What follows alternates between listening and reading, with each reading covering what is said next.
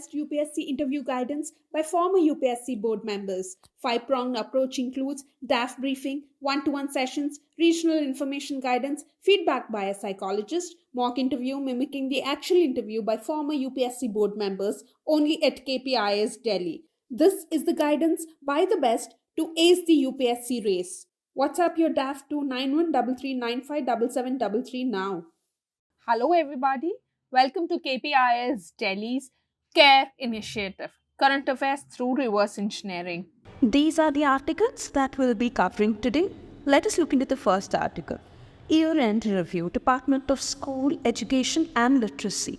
What is the context? There is a year-end review, and in that there is a mention about Samagra Shiksha. Alright? What is the translation of this particular word in English? It is overall education. Samagra means overall, and Shiksha means not punishment but education. Okay, so overall education. Alright, now you have to understand one thing, that the Samagra Shiksha actually subsumes 3 programs. That is Sarva Shiksha Abhiyan. Next is Rashtriya Madhyamik Shiksha Abhiyan, RMSA, and Teacher Education. Alright, this can be a potential question in your preliminary examination.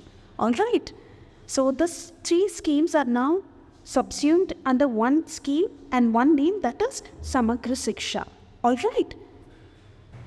And this particular program is in accordance with Sustainable Development Goal SDG 4. Alright. Now, what are the main objectives of this scheme? See, it will actually support, first objective is it will support states and UTs in implementing the recommendations of National Education Policy 2020. Alright. And it will also support the states in implementing right to education. Alright. Right to education, free and compulsory education, RTA Act is there, no? Of 2009, that one. And it will also focus on early childhood care and education. And fourth one is it emphasizes on foundational literacy and numeracy. Alright. Therefore, it actually is a holistic, integrated, and inclusive and activity-based curriculum that can actually promote or impart the values of 21st century among the students. It is such a program. Alright? And it will also help in bridging social and gender gaps in school education. Alright, so these are some basics about Samagra Shiksha. Alright, now we will get into the MCQ. Consider the following statements. Support states and implementation of RT. Okay, how many of the statements above are the objectives of Samagra Shiksha scheme? It supports the implementation of Right to Education Act. Yes, this is correct. Focus on early childhood care and education. Yes, this is also correct. Promoting vocational education. This is also correct because I mentioned a word that it focuses on holistic education, which means it also focuses on vocational education. So all the 3 statements are right. Now this one. Consider the following statements. As per the Right to Education Act, to be eligible for appointment as a teacher in a state, a person would be required to possess the minimum qualification laid down by the concerned State Council of Teacher Education. It is not State Council of Teacher Education because the National Council for Teacher Education, the National Council for Teacher Education, not the State Council for Teacher Education, but the National Council for Teacher Education, in accordance with Section 23 of the RTE Act, has actually laid down the minimum qualifications for a teacher. Alright, so this statement is wrong. So first statement is wrong, A is gone, C is gone. So either second statement is correct or third statement is correct according to the options, right? So read, not both combined together. As per the RTA Act, for teaching primary classes, a candidate is required to pass a teacher eligibility test conducted in accordance with the National Council of Teacher Education Guidelines. Yes, we've just seen, right? So second statement is correct. Alright, so when second statement is correct, you don't need to read the third statement at all. Okay, because only one statement is correct. According to the options, either 2 is right or 3 is right. When you know that 2 is right, you don't need to read the third option. Alright. Again, it's the year-end review of Department of School Education and Literacy, and the context here is, of course, the review and the mention about PM portion. Okay, now what is PM portion? It is Pradhana Mantri Poshan Shakti Nirman. Alright, the full form of PM portion is Pradhana Mantri Poshan Shakti Nirman. Alright, it was earlier known as the National Program of Midday Meal in Schools. And that was one of the foremost rights-based centrally sponsored schemes under the NFSA 2013. Alright, so this statement can be picked up for prelims and given. Alright, so please be aware. And it was approved for continuation with schools for 5-year period, that is 2021-22 to 2025-26. Alright, and the primary objective of the scheme is to improve the nutritional status of children studying in classes 1 to 8 in eligible schools. It is 1 to 8. Alright, and social audit of the scheme is made mandatory in all the districts. Here, social audit, this word can be a standalone question. What is social audit? A social audit is a way of measuring, understanding, reporting, and ultimately improving an organization's social and ethical performance. Alright, so a social audit can also be a potential question, and it is made mandatory all the districts for this particular program. Alright, now there's a special provision for providing supplementary nutrition items to children in aspirational districts and districts with high prevalence of anemia. So, supplementary nutrition items are provided to children in aspirational districts with high prevalence of anemia, not all the districts. Alright, and provision of meals during summer vacations in drought or disaster affected areas. See, when there is school, you get a means. When they holiday or when there is continuation of holidays for 2 months, 3 months, then how about the needy children? What do we do about it? So, in summer vacations also, there is meal that is being provided. Alright? Consider the following statements with regard to PM portion scheme. It aims to improve the nutritional status of children studying in classes 1 to 10. It is not 1 to 10, it is first class to 8th class. Alright? So, first statement is wrong. Social audit of the scheme is mandatory in all the districts. This is true. Next, provision of supplementary nutrition for children in aspirational district has been under the scheme. Yes, that is the last point which we see. So 2 and 3 are correct, which means 2 statements are right. Alright, now, which of the following can be said to be essentially the parts of inclusive governance? Now, what is inclusive governance? Taking everybody along, even the marginalized sections of the society, in the development process. Alright, now, permitting the non-banking financial companies to do banking. Okay, we do not know anything about it, so put it aside. Come to the next one. Establishing effective district planning committees in all the districts. This is a part of inclusive development. Why? Because it has a crucial role in building a thoughtful vision for its district through a participative and inclusive process. Alright, so option B is gone. 2 is correct now, that's why. Now, increasing government spending on public health, yes, so that it will serve the marginalized sections. So 3 is also correct, which means this is gone. Now, strengthening the midday meal scheme, of course, yes, this is also correct. Alright.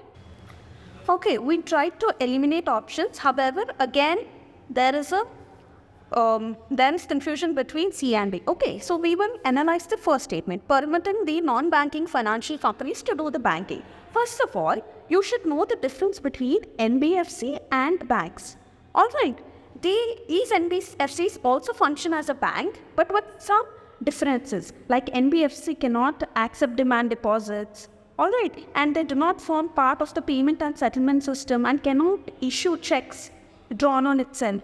Alright, so these two basic differences are enough to say that their functions itself are limited, right? They cannot, instead of making NBFC to function as a bank, okay, you can actually establish another bank, or say you can actually increase the effectiveness of banking instead, because NBFCs, when they cannot accept demand deposits, when they actually cannot issue checks on itself, their functions itself are limited. Alright. So they cannot be inclusive in holistic way. Alright. So C is the most apt answer. Alright. The next article is about Justice Gawai nominated as Supreme Court Legal Services Committee Chairman.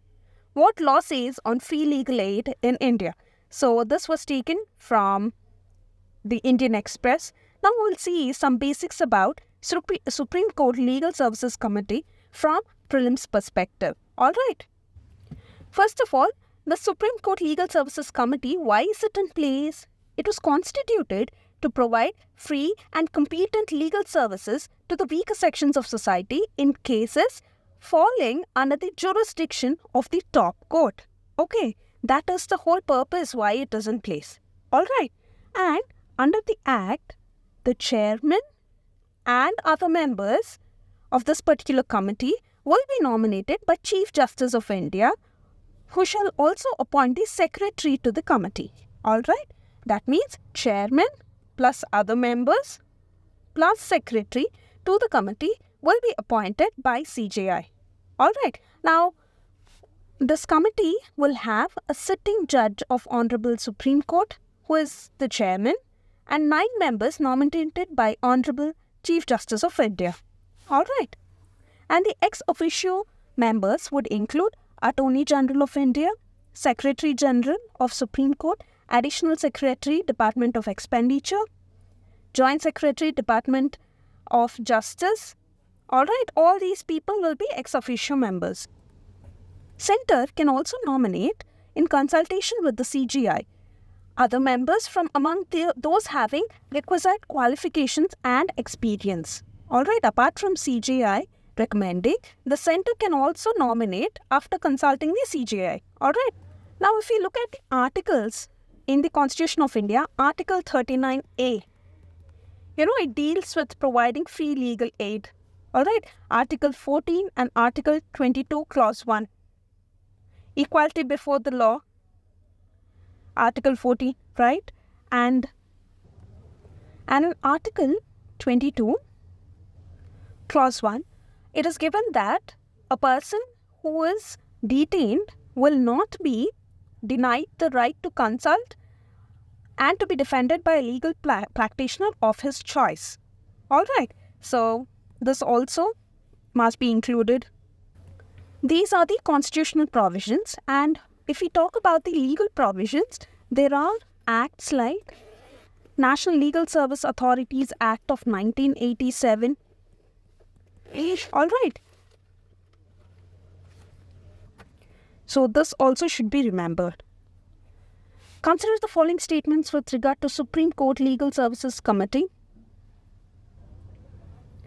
Attorney General of India is its ex officio member. Yes, this is correct because we've just seen, right? Chief Justice of India is its ex officio chairman. This is wrong because any sitting judge of the Honorable Supreme Court will be the chairman, not the Chief Justice of India. Okay, it was constituted under the Legal Services Authority Act of 1987. This is correct. So 2 statements are correct. Now, in India, legal services authorities provide free legal service to which of the following types of citizens?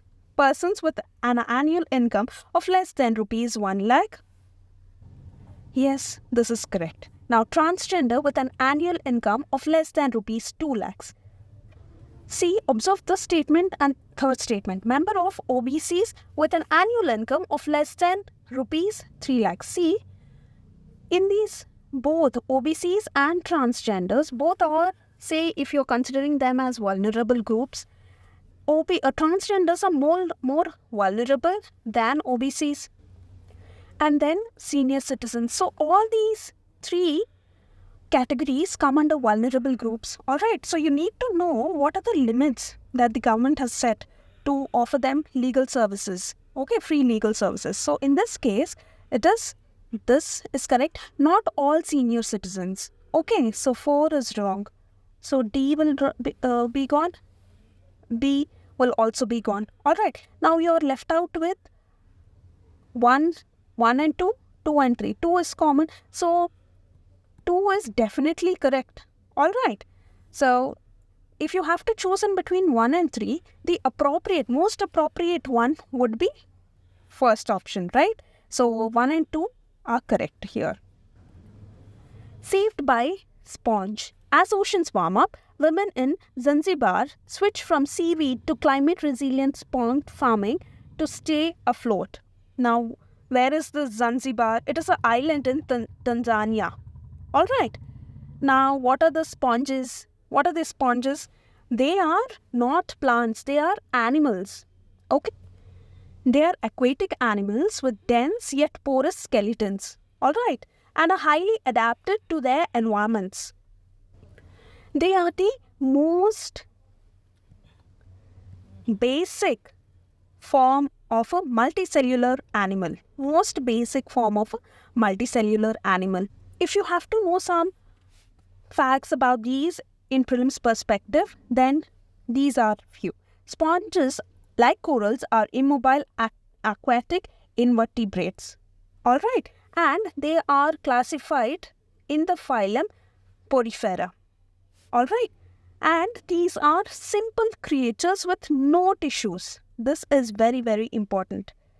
All right. And they can be found in ocean as well as freshwater and estuaries. All right. So these are some basics. Sponges, unlike seaweed, possess remarkable resilience to climate change. That's why this switch. All right. Now, let us get into the MCQ. Which of the following statements regarding sea sponges is correct? Sea sponges belong to the phylum Porifera and are multicellular organisms without tissues. This is correct, right? Now, sea sponges are classified as cnidarians due to their stinging tentacles. No, they come under Porifera, right? So, next. Sea sponges possess a well-developed nervous system, making them highly responsive to the environment's stimuli. They do not have tissues itself. So, where will they have this well-developed nervous system? This is wrong. All right. Next, unlike seaweed, they are extremely resilient to climate change. This is correct again. All right. Though they are responsive to environmental stimuli, it is not due to the nervous system. All right. So, 1 and 4 are correct, which means 2 statements are right. B is the answer. This is it for today. All the best.